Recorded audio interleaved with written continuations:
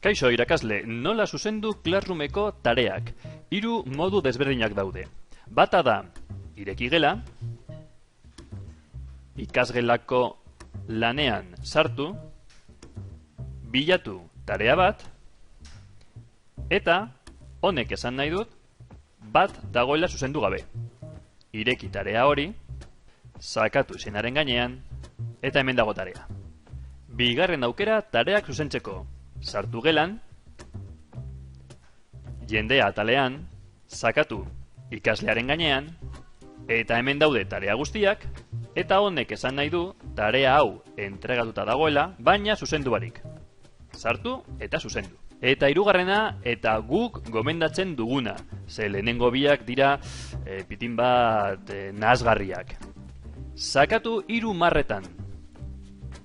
Egitekoak, hemen daude tarea guztiak, eta zeintzuk daude entregatuta, eta zeintzuk ez.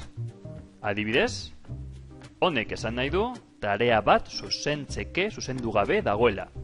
Sakatu barruan, ireki tarea hori, eta zuzendu.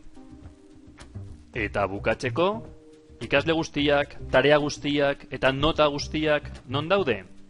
Ireki gela, notak atalean. Hemen daude tareak, ikasleak, eta bakoitzaren notak. Hori bai, por defecto ez da agertzen atalau eskatu behar duzu. Elbide honetan, azaltzen dugu, nola eskatu notak atalea izatea gure Classroomen. Bataz bestekoak kudeatzeko, zoaz gelako horri nagusira, sakatu ezarpenetan, eta hemen dago emaitzen liburua, noten liburua. Honek balio du bataz bestekoak egiteko. Tarea bakoitzak ez izateko pisu bera nota finalean. Eta, inkluso, gaika zailkatzeko notak. Adibidez, azterketei ematea 140, beste tarea batzuei ematea 110. Guzti hori hemendik kudeatzen da. Eskerrik asko, agur!